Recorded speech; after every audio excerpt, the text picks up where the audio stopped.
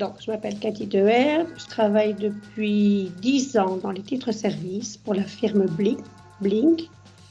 Je suis déléguée syndicale depuis 4-5 ans. J'aide énormément d'aides ménagères au niveau salaire. Et surtout ici, en cette période-ci, c'est un travail énorme parce que les gens ont peur du Covid, peur de se rendre chez les clients. Il y a beaucoup de points d'interrogation. Elles écoutent bien sûr les nouvelles via les réseaux. Certaines entreprises ferment le titre-service, d'autres pas. Donc c'est un peu compliqué de savoir vraiment ce qu'on doit faire, pas faire. Quelle est la situation sanitaire et financière dans le secteur des titres-services ? Bon, la situation financière dans les titres-services, c'est très très difficile parce que lors de la première vague, beaucoup d'aides ménagères ont perdu pas mal de salaire. On était payé qu'à 70%, donc elles étaient en chômage économique pour force majeure. C'est déjà des petits salaires, souvent ce ne sont pas des temps pleins, donc il y a le demi-temps, mais si on fait 1100 € moins 70, moins 30%, il ne reste plus grand-chose, souvent des femmes seules, et c'est vraiment une situation très très compliquée. Et au point de vue sanitaire, vous avez des précautions qui sont prises dans le secteur ?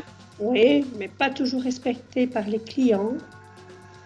Dans nos familles, on ne respecte pas toujours très bien. C'est vrai qu'on doit porter le masque. La personne, lorsqu'on va faire le ménage, ne doit pas être dans la pièce dans laquelle on travaille. Mais parfois, ce n'est pas toujours possible, parce que parfois, des gens ont une seule pièce, que tout est ouvert. Ne nous signalent pas s'il y a des maladies, s'ils sont en quarantaine. Et ça, c'est dommage. Donc, l'aide ménagère a peur. Elle a peur, mais d'un autre côté, elle n'ose pas refuser parce que comme il y a une perte financière, si elles se mettent au chômage, elles y vont quand même. Et c'est vraiment une situation très, très difficile. Et du coup, tu disais que les aides ménagères ont perdu une grosse partie de leurs revenus du fait du confinement. Et là, à l'heure actuelle, elles ont à nouveau leurs revenus parce qu'elles travaillent, mais du coup, leur santé est mise en péril.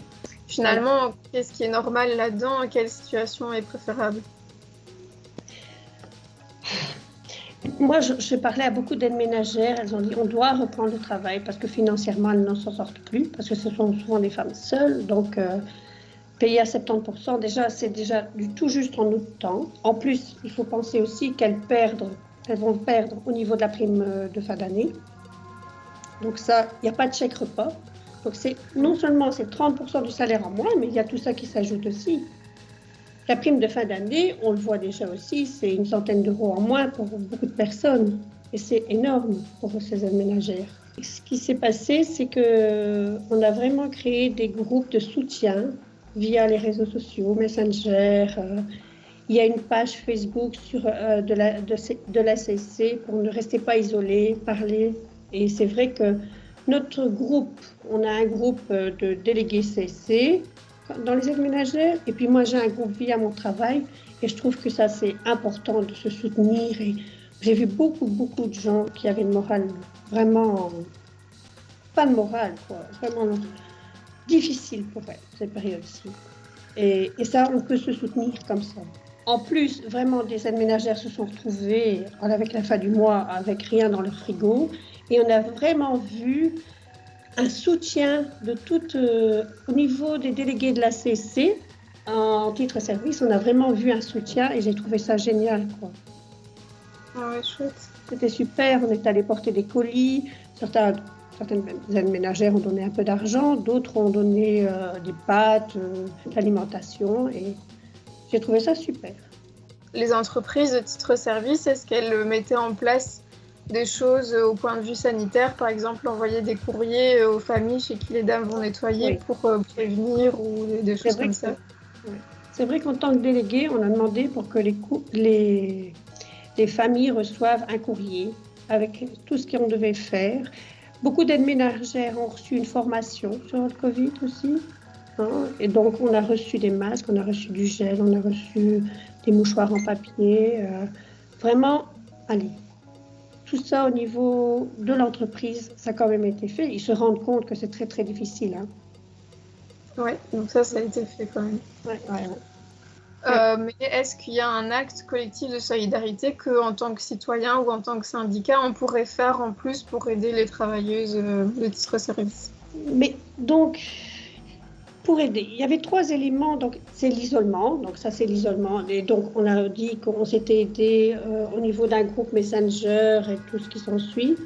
La deuxième chose, c'est qu'il y avait eu beaucoup de violence aussi. Et la troisième chose, c'est l'élément financier. Hein. C'est vrai que, comme je te disais tantôt, on est payé à 70%, plus de chèque repas et une diminution de la prime de fin d'année. Je trouve qu'on n'a pas été gâtés quand même. Ils auraient quand même pu laisser cette prime de fin d'année entière quand même. Et j'ai vu que les personnes qui travaillent dans les hôpitaux ont eu des primes particulières. Est-ce que ça concernait aussi les titres-services dans les hôpitaux? Pour toi, ce serait quoi la revendication principale à porter auprès des politiques en temps de Covid qui concerne le secteur? Ce serait la sécurité sociale et surtout les revenus. Garantir des revenus à 100%, quoi. Ouais. Allez, lors du Covid, certaines personnes ont été chez elles, elles ont gardé leur salaire. Et ici, les aides ménagères, comme je te disais, mais c'est vraiment des petits salaires, quoi. J'admire les gens qui se débrouillent seuls avec parfois des enfants, mais c'est vraiment des situations très, très compliquées. J'ai eu une réunion à comité titre-service et j'ai trouvé des gens déprimés.